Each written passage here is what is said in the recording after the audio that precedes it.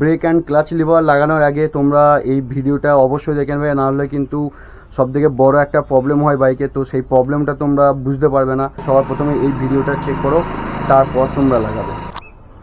রাধে রাধে বন্ধুরা, কেমন আছো তোমরা সবাই? আশা করি সবাই খুব ভালো আছো।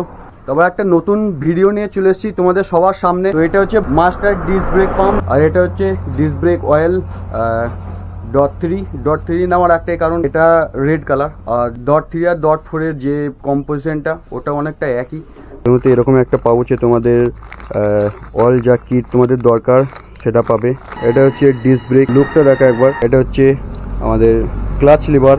তো এখন যাচ্ছে আমাদের সেই মিস্ত্রি কাছে, জাস্ট এই 1-1.5 কিলোমিটারের মধ্যেই ওদের শপটা।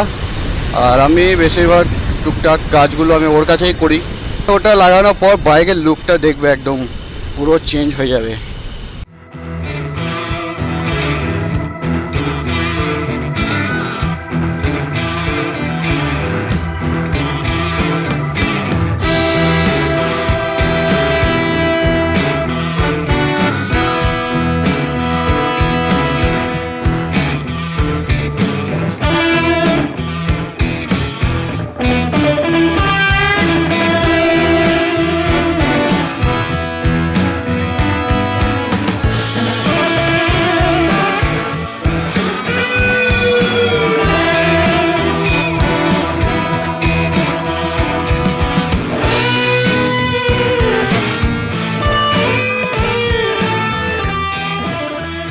তো ব্রেক লিভার আর ক্লাচ লিভার দুটোই ইনস্টল হয়ে গেছে।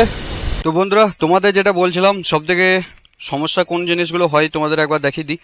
জাস্ট এই যে আমি যখন হ্যান্ডেল টার্নিং নেবো, তো জাস্ট দেখো এরকম বাইজার লাগালে জাস্ট গ্যাপটা একবার দেখো তোমরা। তাও তো কোনো রকম অ্যাডজাস্ট করে লাগানো হয়েছে, জাস্ট একটুখানি গ্যাপ আছে। গাড়ি দেখো 1 নাম্বার গিয়ারে আছে। তো আমি যদি ক্লাচ ধরে এখানে স্টার্ট করি তাহলে দেখো কোনো রকমভাবে স্টার্ট নিচ্ছে না। তোমরা যদি ভাবো যে সাইড স্ট্যান্ড আছে বলে হয়তো স্টার্ট নিচ্ছে না, তো দেখো আমি সাইড স্ট্যান্ড এখানে তুলে দিলাম, সাইড স্ট্যান্ডের লোগো চলে গেছে। তো এবার যখন আমি স্টার্ট দেবো স্টার্ট নেবে না। আমাকে এটাকে নিউট্রাল করতে হবে, তারপরে দেখো স্টার্ট নেবে। এরপর আমি 1 নাম্বার দেবো, কোনো ব্যাপার নাই, আরামসে চলবে।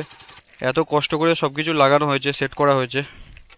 তো যখন স্টার্ট করব আমাদেরকে নিউট্রাল করতে হবে। তো যদি এই জিনিসটা তোমাদের ভালো লেগে থাকে তাহলে তোমরা তোমাদের বাইকে লাগাতে পারো। তো চলো, দেখা হচ্ছে নেক্সট কোনো একটা ভালো ব্লগ নিয়ে। ততক্ষণ সবাই ভালো থাকো, সুস্থ থাকো। তো এই ব্লগ এখানেই শেষ করছি।